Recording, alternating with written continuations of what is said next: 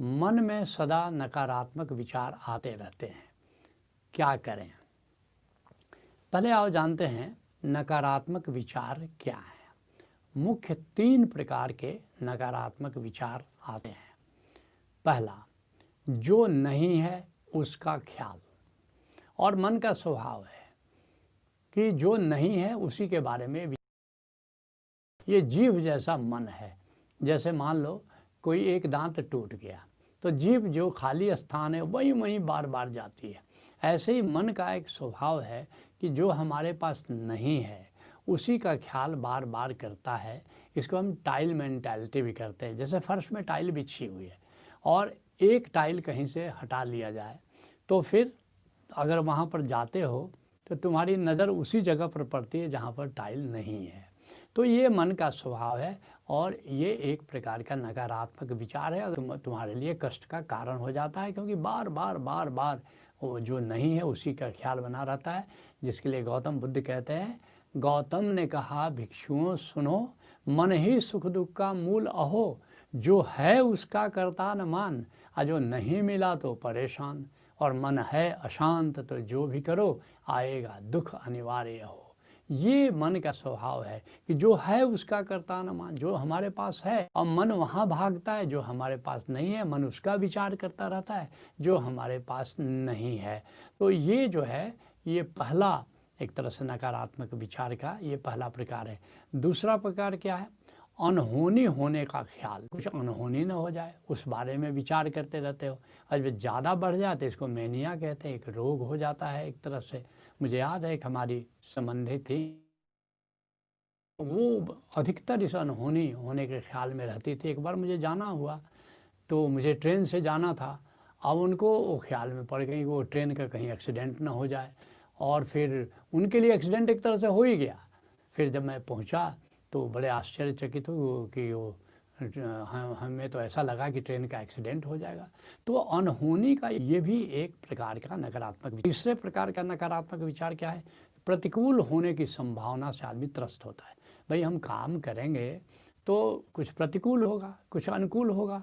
एक fear of failure, इसको पश्चिम के लोग कहते हैं कि असफल हो जाने का जो भय एक प्रकार का बना रहता है, तो ये भी नकारात्मक विचार है। तो ये जो नकारात्मक विचार क्यों हम पूछ रहे थे, तो तुमने पूछा कि नकारात्मक विचार आते रहते हैं क्योंकि नकारात्मक विचार के कुछ दुष्परिणाम आते हैं। और 3 मुख्य दुष्परिणाम आते हैं। क्या आता है? पहला, मन में एक निराशा हो जाती है। इसलिए मैथिली शरण गुप्त को कहना पड़ा, नर हो न निराश करो मन को, कुछ काम करो, कुछ काम करो, कुछ नाम करो, कुछ नाम करो। तो ये निराशा जो है हमको सताने लगती है और आदमी को एक निराशा की प्रवृत्ति बन जाती है। दूसरा दुष्परिणाम क्या होता है? अवसादग्रस्त हो जाता है आदमी, एक डिप्रेशन में चला जाता है, उसकी ऊर्जा स्तर नीचे चला जाता है, बल्कि कभी कभी तो आत्महत्या के विचार तक उठने लगते हैं। और फिर जो तीसरा दुष्परिणाम है वो चिंता है, वो एंजाइटी है, ये आगत का भय है, भविष्य का भय है। ये हो जाएगा तो क्या होगा, परीक्षा में फेल कर जाएंगे तो क्या होगा, नौकरी का इंटरव्यू देने जा रहे हैं, नौकरी नहीं लगी तो क्या होगा। तो इस तरह के भय में, इस तरह के एंजाइटी में आदमी जीना शुरू करता है। तो अब आओ तुम्हारे मुख्य प्रश्न पर आते हैं कि तब नकारात्मक विचारों से मुक्ति कैसे प्राप्त हो। पहला उपाय अस्थि भाव, अर्थात जो है उस भाव में, अस्थि भाव में, है भाव में जियो और है का ख्याल करो। जिसके लिए जॉनसन ओटमैन कहता है काउंट योर ब्लेसिंग्स, अर्थात बहुत कुछ है जिसको तुम वरदान के रूप में मान सकते हो। परिवार है तुम्हारे पास, जीवन है तुम्हारे पास, या आँखें हैं तुम्हारे पास, सुनने को कान है, चलने को पैर है, कर्म करने को हाथ है, और बहुत सारे मित्र हैं तुम्हारे, बहुत कुछ है तुम्हारे पास। तो वो जो ब्लेसिंग्स है, वो जो अनुदान तुमको प्राप्त हुआ है, वो जो उपहार तुमको अस्तित्व के रूप से मिला है, जरा उनको गिनो, उनको गुनो।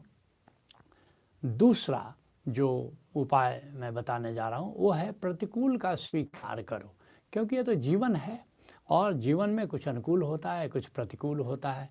जिसके लिए हमने लिखा, आनंद गीता में लिखा, कुछ होता है अनुकूल यहाँ, कुछ होता है प्रतिकूल यहाँ, हम व्यर्थ पात से कपते हैं, कुछ फूल यहाँ कुछ शूल यहाँ। तो ये तो जीवन है, तो कभी अनुकूल होगा और कभी प्रतिकूल होगा, जिसके लिए आर.सी. प्रसाद सिंह बहुत प्यारे कवि हैं और कहते हैं कि यह जीवन क्या है, निर्झर है, मस्ती ही इसका पानी है, सुख दुख के दोनों तीरों से चल रहा राह मनमानी है। तो ये जैसे एक नदी है, दो तटों से गुजरती है, दो कूलों से गुजरती है, ऐसे जीवन की नदी भी दो कूलों से गुजरती है। एक का नाम है अनुकूल, एक का नाम है प्रतिकूल। तो ये तो स्वाभाविक है कि जो भी कर्म करोगे कभी अनुकूल फल मिलेगा, उद्देश्य का अनुकूल होगा, कभी उद्देश्य के प्रतिकूल होगा। तो ये तो सहज बात है। तो इसके लिए इतना नकारात्मक भाव में क्यों जाना, तो ये बात बड़ी महत्वपूर्ण है। और फिर जो तीसरा उपाय है वो अतीत का स्वीकार करो।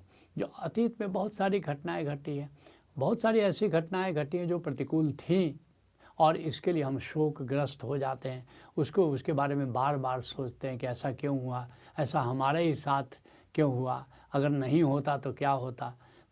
तो ये जो अतीत को लेकर के हम शोकाकुल जो रहते हैं या बार बार नकारात्मक विचार उसके संबंध में होता रहता है, तो जो भी हुआ उसको स्वीकार करो। बहुत सारे लोग उसको स्वीकार नहीं करते तो नकारात्मक रूप से जलेबी पकाते रहते हैं, जिसके लिए बच्चन कहते हैं, जो बीत गई सो बात गई, मेरी फुलवारी को देखो टूटी कितनी इसकी कलियाँ, मुरझाएं कितनी बल्लरियाँ, जो टूट गई फिर कहाँ खिली, पर बोलो टूटे फूलों पर कब कानन शोर है, जो बीत गई सो बात गई। अंबर के आनंद को देखो कितने इसके तारे टूटे, कितने इसके साथी छूटे। तो कितने तारे पर बोलो टूटे तारों पर कब अंबर शोर मचाता है, जो बीत गई सो बात गई। तो इसलिए जो बीत गई बात, अब उसके लिए शोक करने की ज़रूरत नहीं, उसका स्वीकार कर लो। जैसे हमने अपनी एक गज़ल में लिखा था कि पूछता था मैं नदी से राह में क्या क्या हुआ, यह कहा मुझसे नदी ने जो हुआ अच्छा हुआ। अब नदी आई है, रास्ता तय करके पहाड़ों से निकलती समंदर तक गई, रास्ते में कितनी अनुकूलताएं आई, कितनी प्रतिकूलता आए हैं। चट्टान कहीं कहीं खड़े मिले, कहीं पर बहना मुश्किल हो गया, कहीं रेतीला हिस्सा आया, लेकिन जो हुआ, नदी कह रही है कि आखिर मैं पहुंच गई समंदर और रास्ते का बड़ा मज़ा आया, उन चट्टानों का बड़ा मज़ा आया, उन बाधाओं का बड़ा मज़ा आया। तो इस तरह से जो भी घटनाएं घटी अब तक जीवन में, उसको स्वीकार करना है। इसी पर एक आखिरी खत का एक बहुत ही सुंदर गीत है, एक अंधेरा लाख सितारे, एक निराशा लाख सहारे, सबसे हंसी सा सौगात है जीवन, नादा है जो जीवन से हारे, बीते हुए कल की खातिर आज न अपना तुम दे देना, जाने कहाँ से कोई आकर जाने हमारा जीवन संवारे, एक अंधेरा लाख सितारे, एक निराशा लाख सहारे। तो जो भी हुआ उसको हमको स्वीकार कर लेना है। एक और गज़ल में हमने यही बात लिखने की कोशिश की है, ज़िंदगी भर का तजुर्बा चंद लफ्ज़ों में कहूँ, व्यर्थ है चिंता हमारी जो हुआ अच्छा हुआ। तो जो हुआ अच्छा हुआ, यही भगवान कृष्ण भी गीता में कह रहे हैं कि जो हुआ अच्छा हुआ, जो हो रहा है अच्छा हो रहा है, और जो भी होगा आगे वो अच्छा होगा। तो इस तरह अपनी ज़िंदगी को हमको जीना है।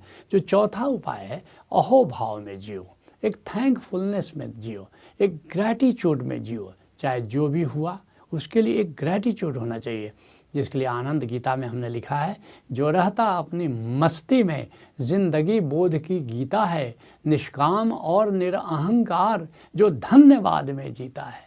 धन्यवाद भाव होना चाहिए, वह बोध सत्व है, वंदित है, उसका बुद्धत्व सुनिश्चित है। तो ये बात हमको हमेशा मानना है कि धन्यवाद का भाव, एक अहोभाव हो ज़िंदगी में, और जिसके ज़िंदगी में अहोभाव है उसकी ज़िंदगी से शिकायत भाव ऐसे ही विदा हो जाता है, उसके ज़िंदगी से नकारात्मकता, नकारात्मक भाव, नकारात्मक विचार ऐसे ही विदा हो जाते हैं। पांचवा उपाय है, गहरी सांस लेने की आदत डालो। जो गहरी सांस लेता है वो नकारात्मक विचार से मुक्त होता है। इसके लिए हमेशा व्यायाम करो, प्राणायाम करो, आनापानसति योग करो। इसलिए गौतम बुद्ध का बड़ा जोर था, आनापानसति योग करो, गहरी सांस लो और आने जाने वाली सांसों के प्रति जागृत रहो।